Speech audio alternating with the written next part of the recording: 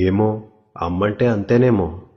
ఆ చేతికి గోరింట పూస్తే గోళ్లకు రంగులద్ది వేళ్లతో సరసమాడే భార్య నుండి పాపకి గుచ్చుకుందని గాజులన్నా వెయ్యని బోసి చేతులు ఆడదెప్పుడైందో. పడుచుకళ్ల చూపులు పొడిచేస్తుంటే సిగ్గుతో సర్దుకుని మురిసిపోయే కుర్రది.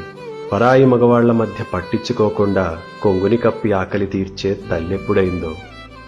సరదాలు సరిపోక మొగుణ్ణి గిల్లిపెట్టే వనిత, సరిగా నిద్ర కూడా లేని ఒంటరి యోధురాలెప్పుడైందో. ఏమో, అమ్మంటే అంతేనేమో. ఉన్న రుచులన్నీ ఊరించి చంపిన బిడ్డ కోసం అడ్డంగా తలూపిన త్యాగం ఎప్పుడు పుట్టింది? తన పేగు అంచున వేలాడిన ప్రాణం కోసం తొలి ఏడుపు విన్న క్షణమే ఆడది చనిపోయి అమ్మెలా పుట్టింది. అన్నిటికీ అమ్మనే అవసరం మారి ఆమెకేమొచ్చనే రోజొచ్చినా మౌనంగా దుఃఖాన్ని దిగమింగి చిరునవ్వు చిందించే ఓర్పెక్కడిదో. కన్నీళ్లతో పాటు కర్తవ్యాన్నిచ్చి కళ్ళొత్తుకుని బిడ్డని సాగనంపిన మనవలిని ముద్దాడి అమ్మకే అమ్మయ్యి అండగా ఉండేటి బలమెక్కడిదో.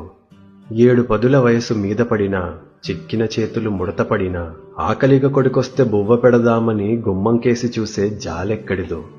గొంతులో గంగతో వీడ్కోలు చెప్పినా గుండెతో దీవించి జగము విడిచి ఓ పాత చీరని హత్తుకుని పడుకుంటే గాఢంగా నిదురనిచ్చే హాయెక్కడిదో.